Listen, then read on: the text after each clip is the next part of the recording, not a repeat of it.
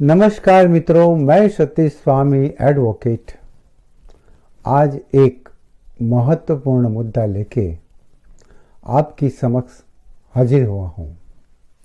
जानिए कब बेटियों को पिता की संपत्ति में हिस्सा नहीं मिलता, क्या है प्रावधान।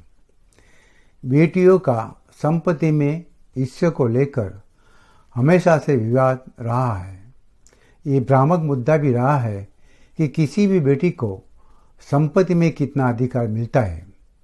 कहीं लोग कहते हैं कि बेटी को बेटे से कम अधिकार है, कहीं कहा जाता है कि बेटी को कुछ अधिकार नहीं है, और कहीं कहा जाता है बेटी को समानता के अधिकार है।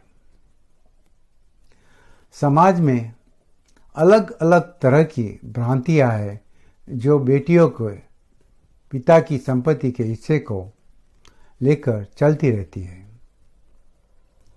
इसकी प्रमुख वजह कानून की जानकारी नहीं होना है। वर्तमान भारत में बेटियों को संपत्ति में कितना अधिकार है और कब बेटियों को पिता की संपत्ति में हिस्सा नहीं मिलता है, इसके संबंध में स्पष्ट कानून है।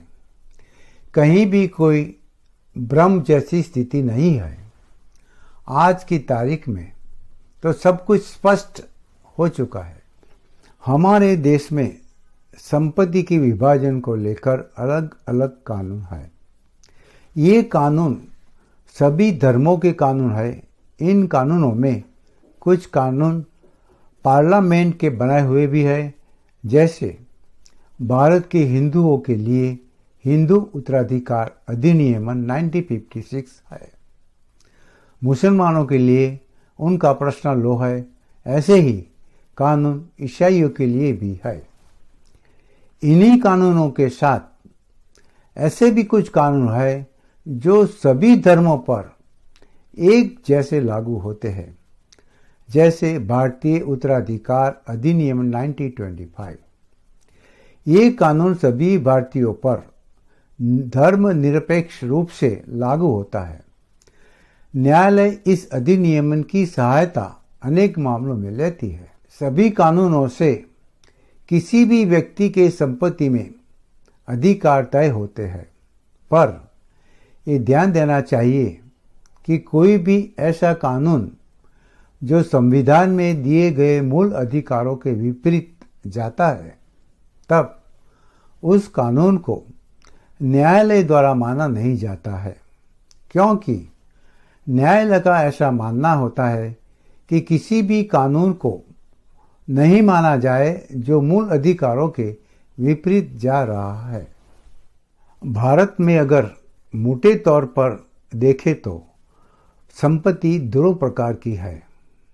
एक वह संपत्ति होती है जो व्यक्ति ने स्वयं अर्जित की है, और दूसरी वह संपत्ति होती है जो किसी व्यक्ति के पैतृक संपत्ति है। पैतृक संपत्ति उसे कहा जाता है जो पीढ़ी दर पीढ़ी चली आ रही है।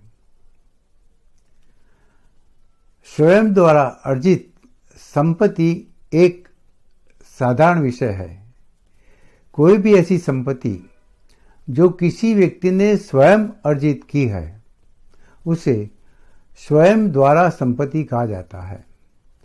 स्वयं द्वारा अर्जित संपत्ति भले ही किसी व्यक्ति ने खरीदी हो, उसे दान में मिली हो, या फिर किसी व्यक्ति के हक त्याग करने के परिणाम स्वरूप मिली हो, किसी भी पुरस्कार में मिली हो, ये सभी संपत्ति स्वयं अर्जित संपत्ति कहा जाता है।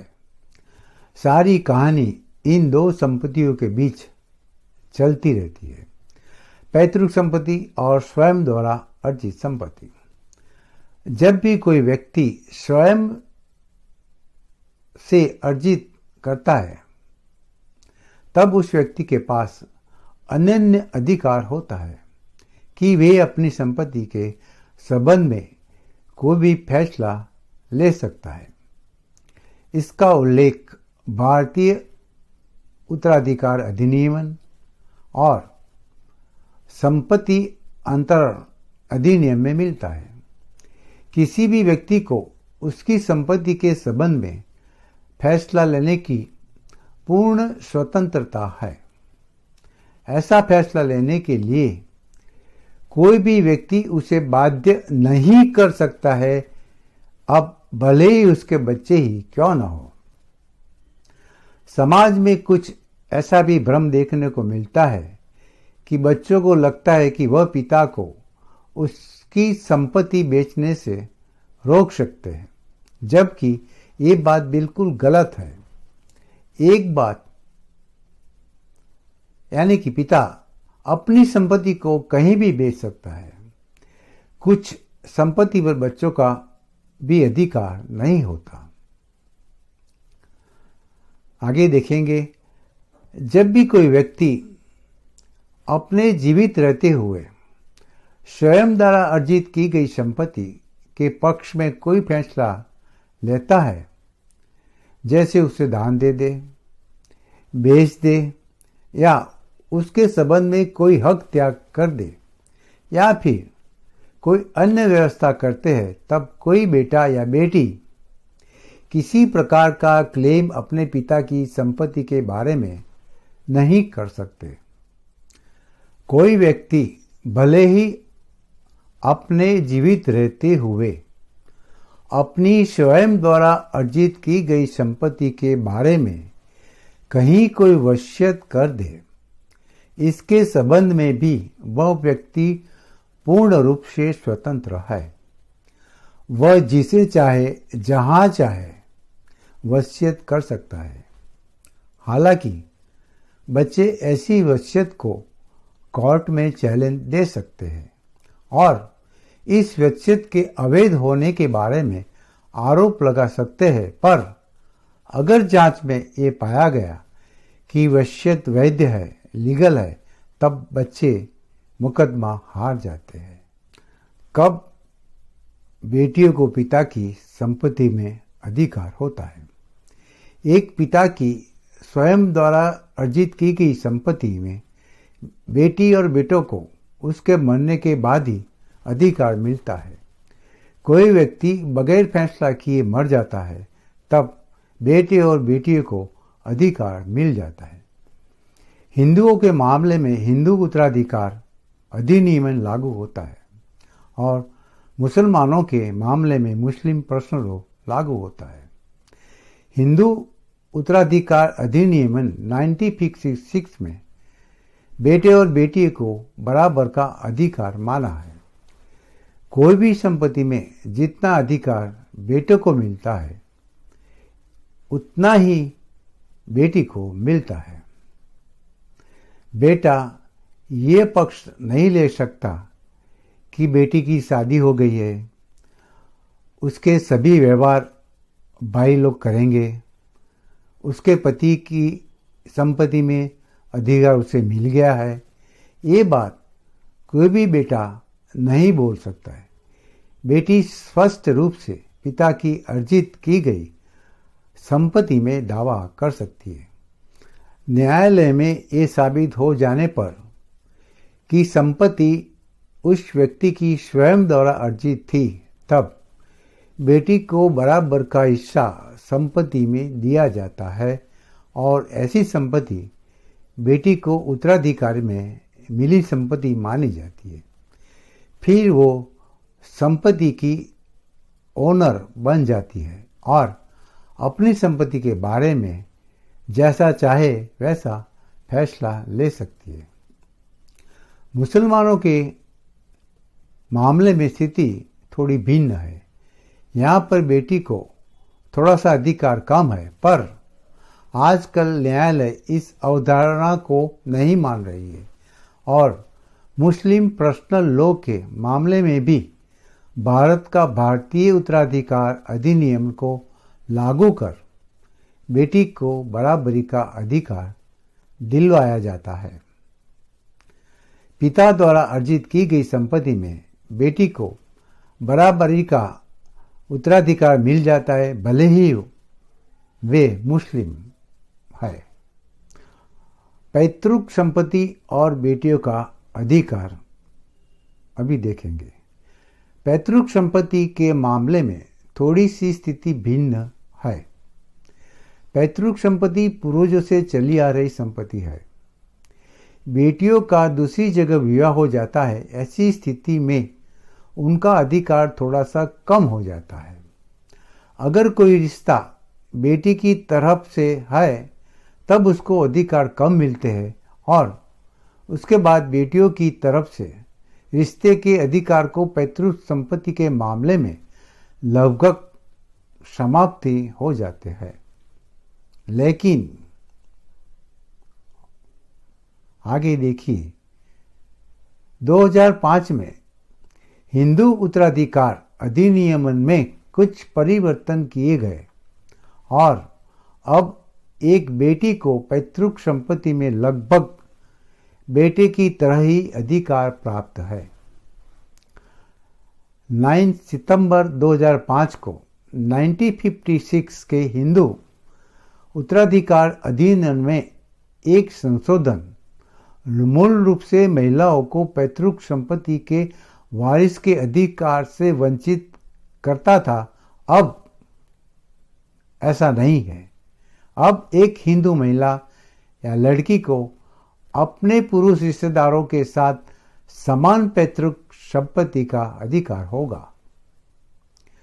पैतृक संपत्ति के मामले में भी उस बेटे से कहीं भी कम नहीं आंका जाएगा, भले ही उसकी कहीं भी शादी हो गई हो, कितनी भी समय पहले हुई हो या फिर वह कोई भी पीढ़ी की क्यों न हो।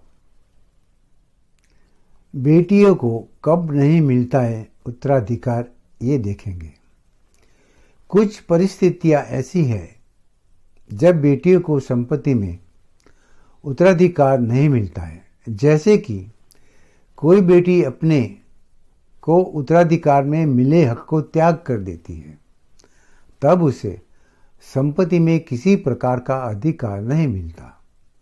अब भले ही ऐसी संपत्ति उसके पिता की स्वयं अर्जित संपत्ति हो या फिर उसके पिता को पृथक रूप से मिली संपत्ति हो, अगर बेटी में अपने हिस्से का त्याग कर दिया है और किसी भी पक्षकार के पक्ष में रिलीज डीड लिख दी है और उस रिलीज डीड को रजिस्टर करवा लिया गया है, तब बेटी किसी भी अधिकार को क्लेम नहीं कर सकती है। ऐसे देखा जाए तो रिलीज डीड करते समय बेटी को सोच विचार के करना चाहिए।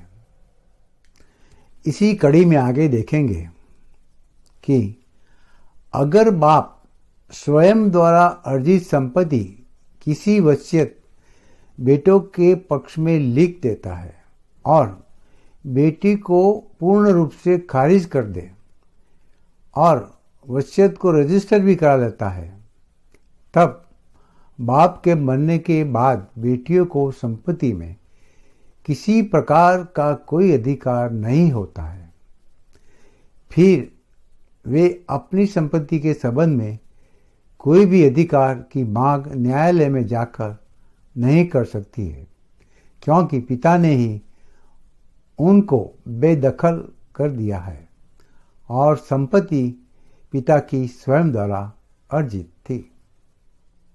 यहाँ पर ये विशेष रूप से ध्यान देना चाहिए कि पिता स्वयं द्वारा अर्जित संपत्ति के संबंध में तो बेटों के पक्ष में वसीयत कर सकता है, पर वह कोई भी वसीयत पैतृक संपत्ति के संबंध में नहीं कर सकता, क्योंकि पैतृक संपत्ति उसे अपने पूर्वजों से मिली है। संपत्ति में उसकी बेटी का भी अधिकार है। वह व्यक्ति अपनी बेटी को अधिकार से वंचित नहीं कर सकता। इन सब बातों के बाद कुछ ऐसी बातें समाज में चलती है कि किसी व्यक्ति के कहीं विरोध के बाद भी शादी कर लेने पर संपत्ति में हिस्सा नहीं मिलता है। ये बात निराधार है। कोई भी व्यक्ति किसी भी शादी के करे या किसी जाति किसी धर्म के साथ शादी करे तो उसका संपत्ति में अधिकार उस बात से समाप्त नहीं हो जाता है। कोई भी व्यक्ति कोई बुरा काम कर ले और उससे भी उसका संपत्ति में अधिकार समाप्त नहीं हो जाता। कोई व्यक्ति किसी अपराध में सम्मिलित रहे तब भी उसी व्यक्ति का संपत्ति में अधिकार समाप्त नहीं हो जाता है। भले ही किसी व्यक्ति को अदालत किसी मामले में दोषी सिद्ध कर दे तब भी उस व्यक्ति का अधिकार किसी संपत्ति में समाप्त नहीं होता है। अभी आपने मेरा ये वीडियो देखा, इसके लिए मैं आपको धन्यवाद करता हूँ। मैं आपसे अनुरोध करता हूँ कि अगर आपको मेरी ये चैनल के कंटेंट पसंद आते हैं तो उसे आप लाइक कीजिए, शेयर कीजिए। धन्यवाद।